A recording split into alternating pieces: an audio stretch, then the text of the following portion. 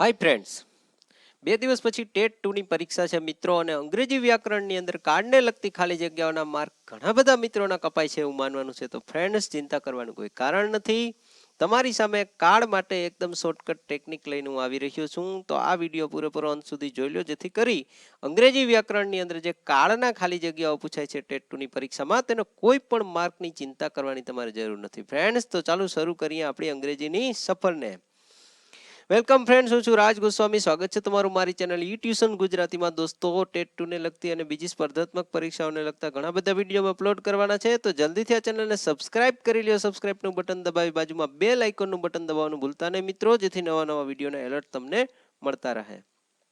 તો દોસ્તો, સૌપ્રથમ અહીંયા આપણે લખેલું છે વર્તમાન કાળ, ભૂતકાળ અને ભવિષ્યકાળ. તમે જોઈ રહ્યા છો વર્તમાન કાળ, ભૂતકાળ અને ભવિષ્યકાળ. 3 પ્રકારના કાર્ડ હોય છે. એની અંદર પાછા 3 કાર્ડ હોય છે: સાદો, ચાલુ, પૂર્ણ અને એક હોય છે ચાલુ પૂર્ણ, જેની તમારે વધારે ચિંતા કરવાની જરૂર નથી, કેમ કે વધારે આ 3 જ કાર્ડ પૂછાતા હોય છે. તો સાદો વર્તમાન કાળ એટલે શું મિત્રો? તો કે જે ક્રિયાઓ તમે રોજિંદી ક્રિયાઓ કરતા હોય ને એને સાદો કાળ કહેવામાં આવે છે. એમાં કંઈ ગભરાવાની જરૂર નથી. જે ક્રિયા દરરોજ, જેમ કે હું દરરોજ છાપું વાંચું છું, દરરોજ નિશાળે જાઉં છું, દરરોજ હોમવર્ક કરું છું, મમ્મી દરરોજ રસોઈ બનાવે છે, આ બધી ક્રિયાઓ છે જે સાદા વર્તમાન કાળની અંદર આવી જતી હોય છે. વિજ્ઞાનના સિદ્ધાંતો પણ સાદા વર્તમાન કાળની અંદર આવે છે મિત્રો. ઓળખવાની નિશાની છે તો કે વાક્યમાં એવરીડે, ડેઈલી, ઓલવેઝ. એવરીડે એટલે દરરોજ, ડેઈલી એટલે દરરોજ, ઓલવેઝ એટલે હંમેશા, ઓફન એટલે વારંવાર, જનરલી એટલે સામાન્ય રીતે આપણે બોલતા હોય છે એ રીતે. તો આઈ પ્લે ક્રિકેટ ડેઈલી, હું દરરોજ ક્રિકેટ રમું છું. મતલબ અહીંયા ડેઈલી શબ્દ છે એટલે સાદો વર્તમાન કાળ, અને આઈ એની આપણે ક્રિયાપદનું રૂપ આવશે પ્લે. અહીંયા પ્લે પછી તમારે એસ યસ કોઈ પણ જાતના પ્રત્યય આવશે નહીં, પણ જો ત્રીજો પુરુષ એક વચન હોય, એટલે કે હી, સી, ઈટ, અને છોકરા છોકરીઓના નામ કોઈના પણ હોય કે એક વચન હોય, તો એસ કે યસ લાગી શકે છે. પછી છે મિત્રો એની સાથે આપણે જોઈએ સાદો વર્તમાન કાળ, એકદમ ઈઝી છે. જેવી સાદી ક્રિયાઓ એની સાથે છે સાદો ભૂતકાળ, જેની અંદર છે કે જે ક્રિયા કે ઘટના પૂરી થઈ ગઈ હોય એને સાદો ભૂતકાળ કહેવાય. જે ક્રિયા કે ઘટના પૂરી થઈ ગઈ. હવે એનું આનું નાનું ઉદાહરણ મેં લીધેલું છે દોસ્તો. આઈ પ્લેડ ક્રિકેટ યસ્ટરડે. યસ્ટરડે એટલે ગઈકાલે. તો વાક્યમાં ઓળખ દર્શક શબ્દ પણ અહીંયા નીચે આપેલા છે કે ago, once, last week, last Monday, last Sunday, then, yesterday, એવા કોઈ પણ શબ્દ હોય તો સાદો ભૂતકાળ કહેવાનું છે. આઈ પ્લેડ ક્રિકેટ યસ્ટરડે, હું ગઈકાલે ક્રિકેટ રમ્યો. ગઈકાલે ક્રિકેટ રમ્યો મતલબ કે તમે ગઈકાલે ક્રિકેટ રમ્યા છો મિત્રો. વાત પતી ગઈ છે, એના માટે આપણે અહીંયા સાદો ભૂતકાળ યુઝ કરશું. તો આવી રીતે શબ્દ આવે તો તમારે સાદો ભૂતકાળ. સૌથી વધારે મિત્રો અગત્યની વાત એ છે કે જો તમને ગુજરાતી કરતા આવડી જાય તો અંગ્રેજી એકદમ ઈઝી પડે. હું સમજુ થોડું અઘરું પડે છે મિત્રો, પણ એ કરવું પડશે તો જ તમે એના માર્ક સિક્યોર કરી શકશો. સાદો ભવિષ્યકાળની અંદર છે જે ક્રિયા હવે થવાની છે. I will play cricket tomorrow. અહીંયા આઈ સેલ પણ લખી શકો, આઈ વિલ પણ લખી શકો. પહેલા એવો નિયમ હતો, સેલ ફરજિયાત લખવું પડે, પરંતુ હવે કોઈ રૂલ્સ નથી. ટુમોરો એટલે આવતીકાલે. આવતીકાલે આઈ વિલ પ્લે ક્રિકેટ, હું ક્રિકેટ રમીશ. ટુમોરો, નેક્સ્ટ વીક, એવા શબ્દ આવે તો તમે સાદો ભવિષ્યકાળ. હું એકદમ સરળતાથી ઈઝીલી તમને સમજાવીશ. તમારા જોવાનું વાક્યમાં આ કોઈ શબ્દ છે તો આ કાર્ડ હશે. અહીંયા ઓળખ દર્શક નિશાની છે, તમે બુકલેટો વાંચી હશે એમાં પણ હશે. અને અહીંયા મેં સ્ક્વેર બ્રેકેટ કરેલા છે જે ક્રિયાપદનું ફોર્મેટ સમજાવે છે. ભવિષ્યકાળની અંદર સેલ વિલ સાથે એક વસ્તુ ખાસ યાદ રાખવાની કે ક્રિયાપદનું મૂળ જ રૂપ આવવું જોઈએ. કોઈ પણ પ્રકારનું આઈએનજી, ઈએસ, એસ, કોઈ પણ જાતના પ્રત્યયો એમાં લાગશે નહીં. ક્રિયાપદનું મૂળ રૂપ મૂકવાનું છે તમારે મિત્રો. એના પછીનો આપણે જોશું કે ચાલુ વર્તમાન કાળ. તો ચાલુ વર્તમાન કાળ છે, ચાલુ ભૂતકાળ અને ચાલુ ભવિષ્યકાળ. મિત્રો ચાલુ વર્તમાન કાળ એટલે જે ક્રિયા અત્યારે ચાલુ છે, એકદમ અત્યારે ચાલુ એ ક્રિયા. તમે અત્યારે શું કરો? હું અત્યારે વિડીયો જોઈ રહ્યો છું, તો એ ચાલુ વર્તમાન કાળ કહેવાય. આઈ એમ પ્લેઇંગ ક્રિકેટ નાઉ. હું અત્યારે ક્રિકેટ રમી રહ્યો છું. હું અત્યારે ક્રિકેટ રમી રહ્યો છું. Now, listen, look, at present, at this time, આ બધા ચાલુ વર્તમાન કાળને લગતા ખાલી જગ્યાઓના શબ્દો છે કે જેમાં તમે એટલા શબ્દો હશે. નાવ, જો લિસન અને લુક હશે ને મિત્રો તો શરૂઆતમાં હશે. લિસન, સાંભળ મારી વાત, એ આજ્ઞાર્થ કહેવાય. લુક, જુઓ તો પક્ષીઓ ઉડી રહ્યા છે. The birds are flying in the sky. તો આ રીતે પણ ચાલુ વર્તમાન કાળ આવે. હું અત્યારે યુટ્યુબ જોઈ રહ્યો છું, તો ચાલુ વર્તમાન કાળ. પણ ચાલુ ભૂતકાળ હોય તો તેનાથી થોડુંક જ ઉલટું, કે જે ક્રિયા ભૂતકાળમાં ચાલુ હતી કોઈ ચોક્કસ સમયે. I was playing cricket when he come. જ્યારે તે આવ્યો ત્યારે હું ક્રિકેટ રમી રહ્યો હતો.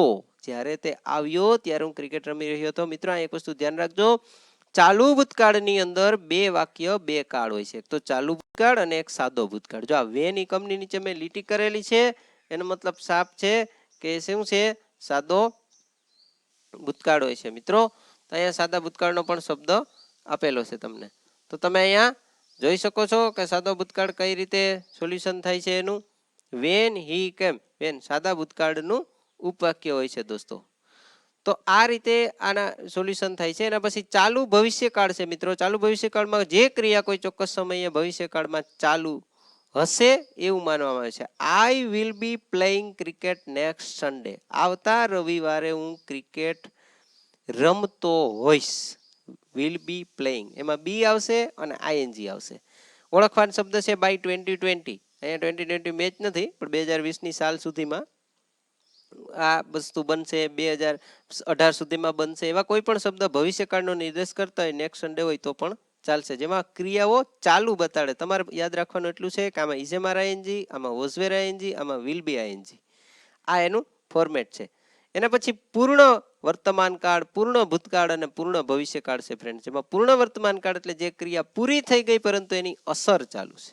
આઈ have played cricket just now, અમે હમણાં જ જમી લીધું, એ પૂર્ણ વર્તમાન કાળ કહેવાય. અમે હમણાં જ જમીને ઊભા થયા, એ પૂર્ણ વર્તમાન કાળ કહેવાય. I have played cricket just now, અમે હમણાં જ ક્રિકેટ રમી લીધું, તો એ પૂર્ણ વર્તમાન કાળ છે. Since, for, yet, just, already, ever, so far, up to now અને એઝ, આ એના ઓળખ દર્શક શબ્દો છે. એવી રીતે પૂર્ણ ભૂતકાળ તો ક્રિયા પૂરી થઈ ગઈ અને અસર પૂરી થઈ ગઈ. આઈ હેડ પ્લેડ ક્રિકેટ બિફોર હી કેમ, તે આવ્યો એ પહેલા મેં ક્રિકેટ રમી લીધું હતું. અમે ત્યાં પહોંચ્યા તે પહેલા ટ્રેન નીકળી ગઈ હતી, અમે સ્ટેશને પહોંચ્યા પહેલા ટ્રેન નીકળી ગઈ હતી, તો પૂર્ણ ભૂતકાળ કહેવાય. અમે થિયેટરે પહોંચ્યા ત્યારે ફિલ્મ શરૂ થઈ ગઈ હતી, તો પૂર્ણ ભૂતકાળ કહેવાય. બિફોર, આફ્ટર, વેન સાદા ભૂતકાળનું ઉપવાક્ય. આ ઉપવાક્ય ધ્યાન રાખજો મિત્રો કે હી કેમ આ સાદો ભૂતકાળ છે, બિફોર કે આફ્ટર જેવા શબ્દો પછી સાદો ભૂતકાળ હશે અને પૂર્ણ ભૂતકાળ બે સાથે હશે. જેવી રીતે ચાલુ ભૂતકાળમાં તો એવી રીતે બે વાક્ય છે. પૂર્ણ ભવિષ્યકાળ, જે ક્રિયા ભૂતકાળમાં ચોક્કસ સમયે, જે ક્રિયા ભૂતકાળમાં ભવિષ્યકાળમાં ચોક્કસ સમયે પૂર્ણ થઈ ગઈ હશે એના માટે વપરાય. I shall have played cricket by 7 PM. By plus સમયનો ઉપયોગ થાય છે એમાં, બાય 7 PM એટલે 7 વાગ્યા સુધીમાં. આઈ shall have played, I shall have અને પ્લેડ ક્રિકેટ એ રાખવાનું. બાય 7 PM એટલે બાય વત્તા સમય દર્શક શબ્દ હશે ત્યારે તમારે યાદ રાખવાનું કે ભવિષ્યકાળનું સ્વરૂપ છે અને કોઈ ચોક્કસ સમયે પૂર્ણ થઈ ગઈ હશે તો I shall have played by 7 એટલે કે 7 વાગ્યા સુધીમાં મેં ક્રિકેટ રમી લીધું હશે. તો મિત્રો એકદમ સરળતાથી જોયું આપણે કે 6 કાળ તમને અહીંયા આપેલા છે. 6 કાળની સમજૂતીનો દર્શક શબ્દ એકદમ શોર્ટલી સાઇટ સમજાવેલું છે. પરીક્ષા ટાણે જે રિવિઝન કરવાનું હોય તેમાં આમાંથી આસાનીથી કરી શકો. આ સિવાયના પણ 2 કાળ હોય છે, જે 2 કાળની અંદર હજી પણ આવે છે કે ચાલુ પૂર્ણ વર્તમાન કાળ અને ચાલુ પૂર્ણ ભૂતકાળ, જેની મેં અહીંયા નથી બતાડેલું તમને, પરંતુ એ કાળની એવી છે કે જે ક્રિયા ભૂતકાળમાં શરૂ થઈ હતી અને અત્યારે પણ શરૂ હોય છે તો એને ચાલુ પૂર્ણ વર્તમાન કાળ કહેવાય. દાખલા તરીકે આપણે કહીએ વિરાટ કોહલી ક્રિકેટ રમી રહ્યો છે, તો ઘણા વર્ષો પહેલા એને ક્રિકેટ રમવાનું શરૂ કર્યું છે અને હજી પણ રમી રહ્યો છે. એટલે જો એને આપણે ચાલુ પૂર્ણ વર્તમાન કાળ કહેવાય, જેમાં હેવ, હેઝ, બીન અને આઈએનજી નું ફોર્મેટ આવે છે. પરંતુ એ બહુ પૂછાતું નથી, ફક્ત સમજૂતી માટે કહું છું. અને એના પછી છે એ કાળ એવો છે ચાલુ પૂર્ણ ભૂતકાળ જે તમને કહીએ છીએ, તો એનો મતલબ એવો હોય છે કે જે ક્રિયા ભૂતકાળમાં શરૂ થઈ હતી, થોડોક સમય શરૂ રહી હતી અને પછી પૂરી થઈ ગઈ હતી. સચિન તેંડુલકર 12 વર્ષ કે 20 વર્ષ આપણે બોલીએ ક્રિકેટ રમ્યો હતો, તો એ થોડાક ટાઈમ પહેલા શરૂ થઈ હતી, પછી રમ્યો હતો અને પછી એની નિવૃત્તિ લઈ લીધી. તો આ ટાઈપના કાર્ડ હોય છે. કાર્ડ કંઈ અઘરા નથી. ઓળખ દર્શક શબ્દ, ટ્રિક્સ એન્ડ ટિપ્સના આધારે તમે શીખી શકો છો. વિડીયો જોવા બદલ ખૂબ ખૂબ આભાર મિત્રો. Thank you very much friends. Bye bye. Good luck.